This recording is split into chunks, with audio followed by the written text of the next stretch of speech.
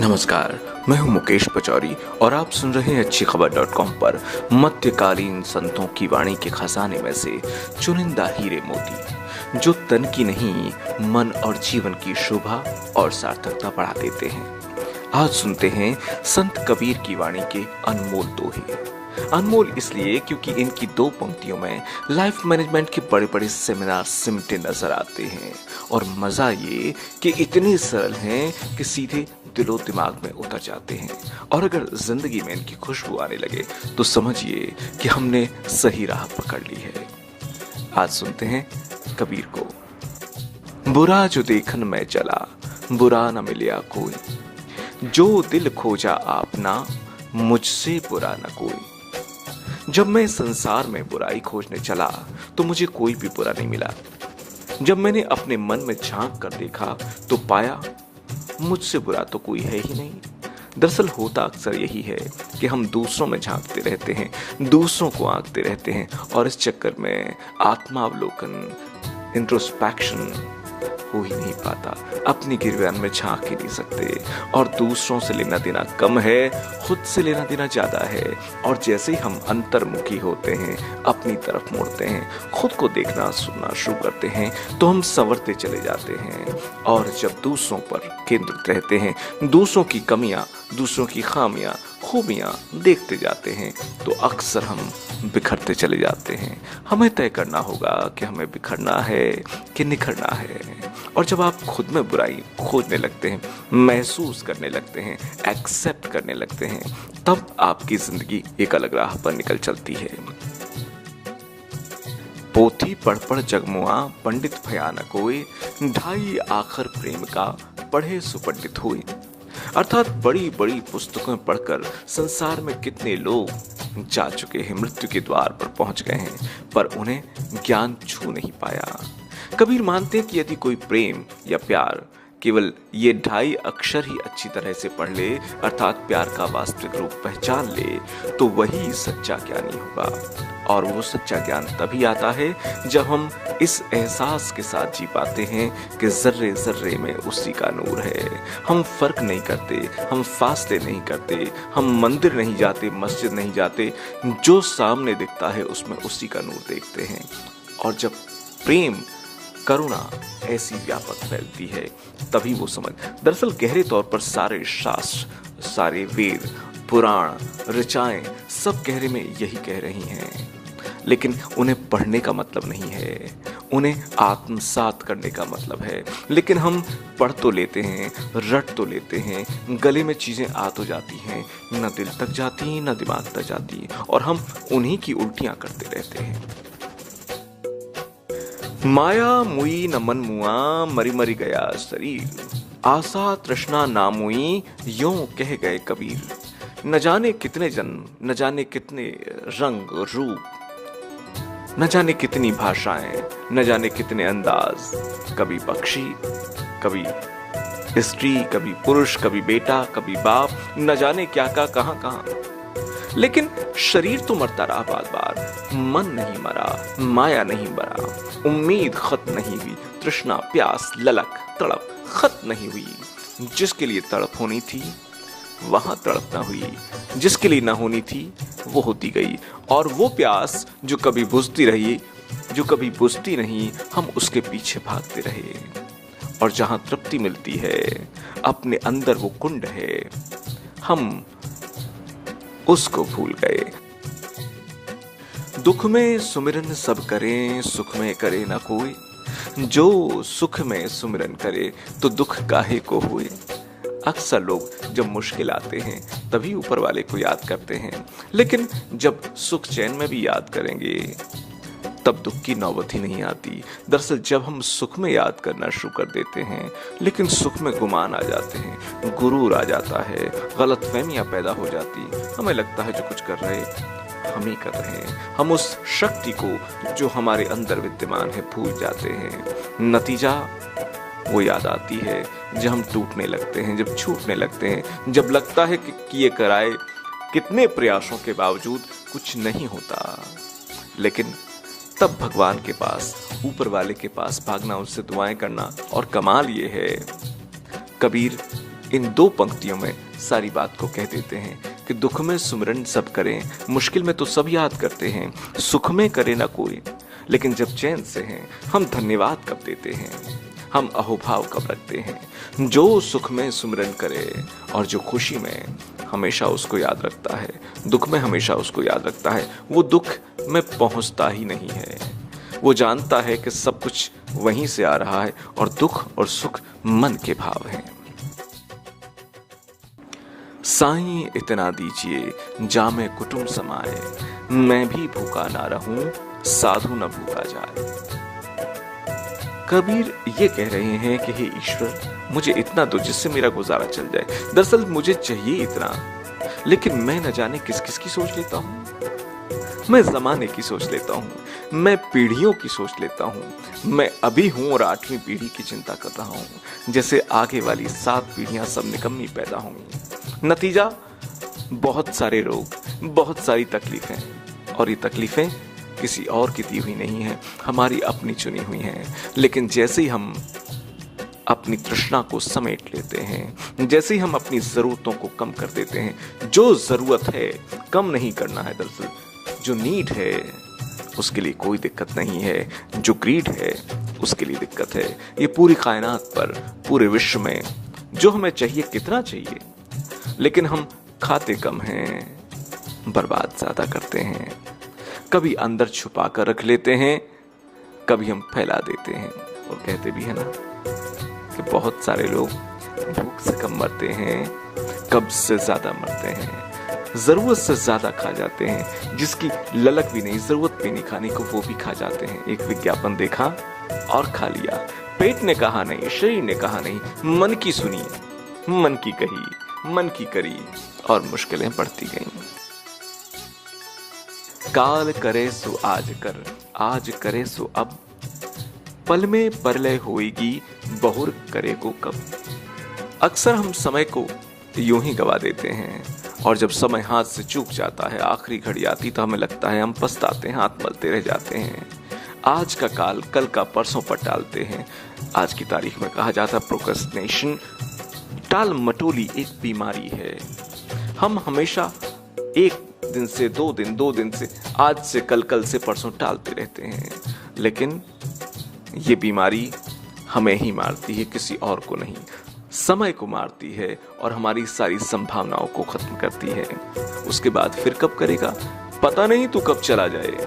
तू 5 वर्षीय योजनाएं, 20 वर्षीय योजनाएं तू बना रहा है, लेकिन तेरे वश में नहीं है कि आज भी तू जी पाएगा, ये दावा नहीं कर सकता। लूट सके तो लूट ले राम नाम की लूट, पाछे फिर पछताएगा जब प्राण जाएंगे छूट। मित्रों, यहां समझने की जरूरत है, कबीर के राम का मतलब सीता के पति, लक्ष्मण के भाई, दशरथ के पुत्र राम नहीं है। ये राम बड़ा व्यापक शब्द है। राम का मतलब कहते हैं वैसे आना, कहां? अपने पास। तभी देखिए विश्राम, मैं आराम कर रहा हूं। हम दरअसल सारी दुनिया में तो घूमते रहते हैं, लेकिन खुद को भूल जाते हैं, खुद से भटक जाते हैं, न जाने कहां अटक जाते हैं। लूट सके तो लूट ले राम नाम की लूट। अभी तो वक्त है अपने पास आने का, खुद को पहचानने का, खुद को समझने का, जाना कहां है जानने का, उस सफर के लिए तैयारी करने का। पाछे फिर पछताओगे जब प्राण जाएंगे छूट। जब छूट जाएगा सब कुछ, ये शरीर न रहेगा, आत्मा अलग सफर पर चली जाएगी, तब शायद दिक्कत हो। इसलिए वक्त है, संभल जा और याद कर उसको जो तेरे अंदर भी मौजूद है। अंततः वहीं जाना है हमें। जिन खोजा तिन पाइया, गहरे पानी बैठ, मैं बपुरा बूढ़न डरा, राह किनारे बैठ। जो कोशिश करते हैं वो कुछ न कुछ वैसे ही पा लेते हैं, जैसे कोई मेहनत करने वाला गोताखोर गहरे पानी में जाता है और कुछ न कुछ लेकर ही आता है। लेकिन कुछ बेचारे लोग ऐसे भी होते हैं जो डूबने के भय से किनारे पर ही बैठे रह जाते हैं और कुछ नहीं पाते। कहते हैं दुनिया का सबसे बड़ा जो जोखिम है वो यही है कि जोखिम ना उठाना। और जिनमें प्यास है, जिनमें तड़प है, वो खोज ही डालते हैं। जिन खोजा तिन पाइयां, जिन्होंने खोजने की ठान ली है वो बैठते नहीं, वो उतर जाते हैं। वो दांव पर लगाते हैं खुद को, और जो किनारे बैठे रहते हैं वो डूब जाते हैं। वो डूब कर भी तर जाते हैं और ये बच कर भी डूब जाते हैं, जिंदगी को डुबो देते हैं। इसीलिए हम कहते हैं कई बार कुछ लोग जरा सी जिंदगी से, जरा से अपने प्रयासों से अमर हो जाते हैं, और कुछ 120 साल तक की उम्र पाने के बावजूद यूं ही वक्त गुजार कर निकल जाते हैं। निंदक नियरे राखिए आंगन कुटी छभाए, बिन पानी साबुन बिना निर्मल करे सुभाए। जो हमारी निंदा करता है, अर्थात जो हमारा क्रिटिक है, क्रिटिसाइज करता है, हमें उसके पास रहना चाहिए, क्योंकि उसके रहने के कारण हम बहुत सावधान रहते हैं, सजग रहते हैं। तो वह बिना साबुन और पानी के हमारी कमियों को, हमारे मैलों को साफ करता रहता है। तो हमें अपनी तारीफ करने वालों से ज्यादा उनका ध्यान रखना चाहिए जो हमें क्रिटिसाइज करते हैं, क्रिटिक हैं, मीमांसा करते हैं, जो हमारे आलोचक हैं, क्योंकि उनका भी अपना योगदान है, उसे नहीं भुलाना चाहिए। मन जाने सब बात, जानत ही अवगुण करे, काहे की कुसलात, कर दीपक कुएं पड़े।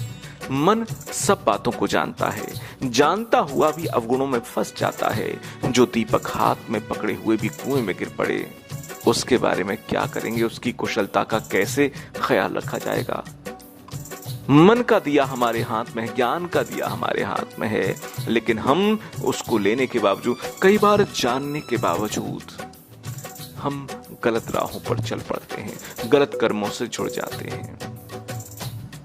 अक्सर देखा होगा बहुत से लोग उठ तो जाते हैं, जाग तो जाते हैं, लेकिन आंखें नहीं खोलते, बिस्तर पर पड़े रहते हैं। ऐसे को कौन जगाएगा। मन जाने सब बात, जानत ही अवगुण करे। सब पता है उसको, लेकिन बावजूद उसके अवगुणों में फंसा हुआ है। काहे की कुसलात, कर दीपक कुएं पड़े। हाथ में दिया है और फिर कुएं में गिर रहा है, तो तुझे कौन रोकेगा। आछे दिन पाछे गए, हरी से किया न हेत, अब पछताए होत क्या, जब चिड़िया चुग गई खेत। देखते ही देखते सब भले दिन, अच्छा समय निकलता चला गया। तुमने प्रभु से लौ नहीं लगाई, प्यार नहीं किया, समय बीत जाने पर, पछताने पर क्या मिलेगा। पहले न जगे, ठीक उसी तरह जैसे कोई किसान अपने खेत की रखवाली ही न करे और देखते ही देखते पंछी उसकी फसल को बर्बाद कर जाएं। हमारा जीवन भी ऐसा ही है। अगर हम इसकी रखवाली न करें तो फिर जो कीमती चीजें हैं, जो जीवन का अनमोल समय है, वो यूं ही चला जाता है। लेकिन तब हाथ मलने से कुछ नहीं होता। अब पछताए होत क्या, जब चिड़िया चुग गई खेत। अच्छे दिन पाछे गए, हरि से किया न हित। अच्छे दिन तो पीछे चले गए और प्रेम न किया किससे, ईश्वर से, उस परम शक्ति से जिसे हम तमाम नामों से जानते हैं। कबीर हमारा कोई नहीं, हम काहू के नाही, पारे पहुंचे नाव ज्यों, मिलके बिछड़ी जाही। बहुत खूब। इस जगत में न कोई हमारा अपना है और न हम किसी के हैं। जैसे नाव के नदी पार पहुंचने पर उसमें मिलकर बैठे हुए सब यात्रा से बिछुड़ जाते हैं, सब यात्री बिछुड़ जाते हैं, वैसे ही हम सब मिलकर बिछुड़ने वाले हैं। सब सांसारिक बंधन यहीं छूटने वाले हैं। वो घड़ी कभी भी आ सकती है और हम सब नाव, नाविक, नदी और यात्रियों की तरह हैं। मन के हारे हार है, मन के जीते जीत, कहे कबीर हरि पाइये, मन ही की प्रतीत। जीवन में जय पराजय केवल मन की भावनाएं हैं।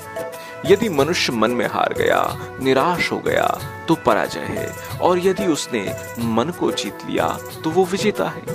ईश्वर को भी मन के विश्वास से ही पाया जा सकता है। यदि प्राप्ति का भरोसा ही नहीं है तो पाएंगे कैसे। जाति न पूछो साधु की, पूछ लीजिए ज्ञान, मोल करो तलवार को पड़ी रहंदो म्यान। सच्चा साधु सब प्रकार के भेदभाव से ऊपर उठ जाता है। न उसकी जाति होती है, न उसका धर्म होता है, न उसकी भाषा होती है, न उसका प्रांत होता है। उससे ये न पूछो कि किस जाति का है। साधु कितना ज्ञानी है ये महत्वपूर्ण है। साधु की जाति म्यान के समान है और उसका ज्ञान तलवार की धार के समान है। तलवार की धार ही उसका मूल्य है, उसकी म्यान तलवार के मूल्य को नहीं बढ़ाती। साधु ऐसा चाहिए जैसा सूप सुभाए, सार सार को कह रहे, धोता दे उड़ाए। इस संसार में ऐसे सज्जनों की जरूरत है जैसे अनाज साफ करने वाला सूप होता है, जो सार्थक हो उसको बचा ले और जो हल्का हो, बेकार हो, उसको उड़ा दे। लेकिन हम कई बार उल्टा करते हैं। माला फेरत जुग भया, गया न मन का फेर। कर का मन का डार दे, मन का फेर। मन का इनके दो अर्थ हैं। एक तो मन की बात, मन का कहते हैं दाने को, माला का दाना होता है। माला फेरत जुग भया, जुगों से न जाने कब से मालाएं फेर रहे हैं, लेकिन मन की हेरा फेरी नहीं गई। कर का मन का डार दे, कबीर कहते हैं हाथ में जो माला ली है, जो माला फेर रहा है उसको छोड़। मन की माला फेर, मन की हेरा फेरी छोड़। मन से सच्चाई से याद कर, हाथों से याद नहीं होता। जब तक बात दिल में नहीं उतरेगी, मन में नहीं उतरेगी, तब तक हाथों से, कृत्यों से, कर्मकांडों से बात नहीं बदलेगी। कबीरा खड़ा बाजार में मांगे सबकी खैर, ना काहू से दोस्ती, ना काहू से बैर। अर्थात इस संसार में आकर कबीर अपने जीवन में यही चाहते हैं कि सबका भला हो। बड़ा मुश्किल काम है ये, हम अपनी अपनी करते हैं, लेकिन जैसे ही हम कबीर होने लगते हैं हम सबकी खैर मांगते हैं। कबीरा खड़ा बाजार में मांगे सबकी खैर, ना काहू से दोस्ती, ना काहू से बैर। दरअसल जिंदगी में भी स्कीमें होती हैं, एक के साथ अनेक फ्री। एक दोस्त बनाइए, दो दुश्मन फ्री में मिल जाएंगे, क्योंकि उसके जो दुश्मन हैं वो आपके भी दुश्मन हो जाएंगे। और इसीलिए कबीर कहते हैं सबका भला सोचो, सबका भला करो, न दोस्ती करो न बैर करो, सम भाव में रहो। जिसका भला कर सकते हो छांटो मत। करता था तो क्यों रहा, अब कर क्यों पछताए। बोए पेड़ बबूल का, आम कहाँ ते खाए। जो तू करता है, जो बोएगा वही खाएगा। पहले तो तूने किया, अब पछता रहा है। जैसे तूने बीज बोए हैं, अगर तूने बीज बबूल के बोए हैं तो आम कहाँ से मिलेंगे, कांटे ही मिलेंगे ना। इसलिए अपने बोने पर ध्यान रखो कि तुम बो रहे हो। हम जब भी कुछ कर रहे हैं हम भविष्य को बो रहे हैं।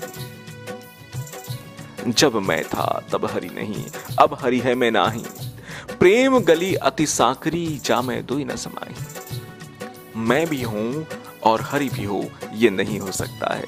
जब मैं था तो ईश्वर नहीं था, और ईश्वर आया है तो मेरा वजूद ही खत्म हो गया है। प्रेम गली अति साकरी, जामे दो न समाए। प्रेम ऐसा है जब भी आप प्रेम में पड़ेंगे दो नहीं बचेंगे, एक ही रहेगा। बड़ा हुआ तो क्या हुआ, जैसे पेड़ खजूर, पंछी को छाया नहीं, फल लागे अति दूर। खजूर के पेड़ के समान बड़ा होने का फायदा क्या है, जो न ठीक से किसी को छांव दे पाता है और न ही उसके फल सुलभ हो सकते हैं। कोई आसानी से उसके फल भी नहीं पा सकता। ऐसा बड़प्पन जो किसी काम का ना हो, जो किसी को फायदा न दे, लाभ न दे, ऐसे बड़प्पन का क्या लाभ। ये थे संत कबीर के अद्भुत अद्वितीय दोहे। अगर आपको अच्छे लगे हों तो अपने दोस्तों परिजनों से जरूर शेयर करें और सुनते रहें अच्छीखबर.com पर प्रिय किस्सों कहानियों के खजाने में से चुनिंदा और बहुत ही संजोकर आप तक लाए गए ये विचार। अपना कीमती वक्त देने के लिए बहुत बहुत शुक्रिया।